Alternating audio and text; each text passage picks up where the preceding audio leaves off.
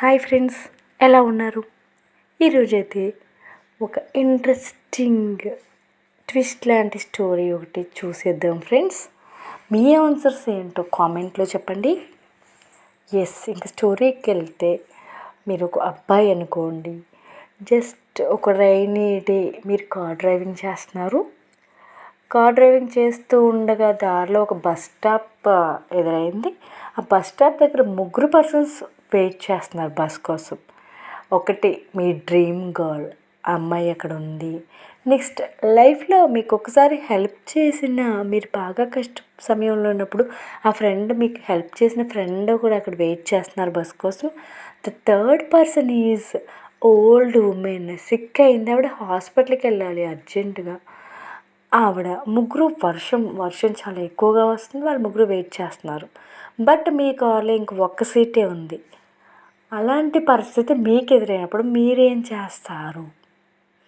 Guess చేయండి. Just correct answer. మీరైతే ఎవరికి సిక్ అయింది కాబట్టి జస్ట్ మీ దయా హృదయంతో ఓల్డ్ ఉమెన్కి ఇస్తారా ప్లేస్? లేదా మీకు ఆల్రెడీ లైఫ్లో ఎర్లియర్ ఒకసారి ఆ ఫ్రెండ్ మీకు హెల్ప్ చేశారు కాబట్టి ఇప్పుడు హెల్ప్ చేయడం మీ బాధ్యత అనేసి ఆ ఫ్రెండ్కి ప్లేస్ ఇస్తారా? లేదా మీ డ్రీమ్ గోల్ గురించి ఎప్పటి నుంచో వెయిట్ చేస్తున్నారు మీరు, ఆ అమ్మాయితో ఎలా మాట్లాడాలి, ఆ అమ్మాయిని ఎలా, అలాంటి మంచి టైం వచ్చింది అనేసి అమ్మాయికి ప్లేస్ ఇస్తారా? ఒక్కసారి ఆలోచించుకోండి ఫ్రెండ్స్.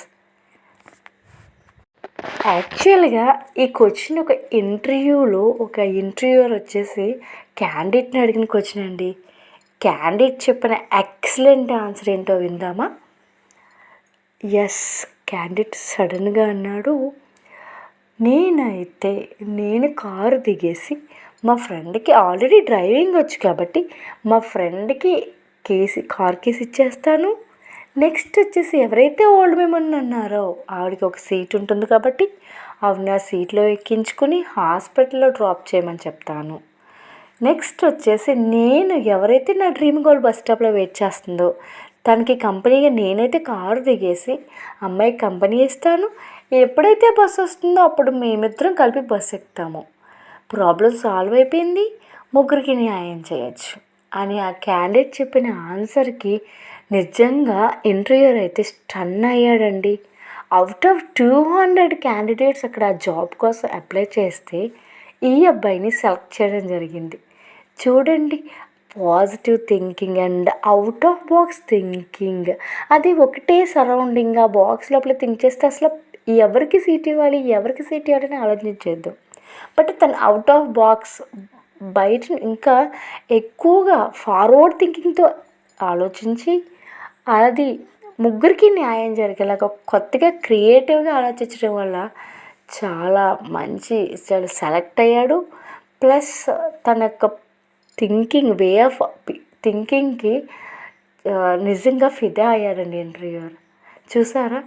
సో ఎవరమైనా సరే ఫార్వర్డ్ థింకింగ్ ఉండాలి, అవుట్ ఆఫ్ బాక్స్ థింకింగ్ ఉండాలి.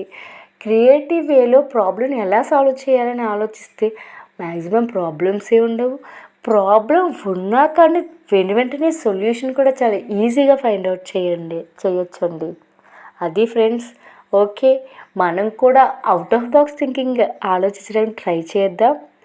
కొత్త లైఫ్లో సక్సీడ్ అవ్వడానికి ప్రయత్నిద్దాం. Thank you all. Thank you everyone. Your రహిత సైనింగ్ ఆఫ్.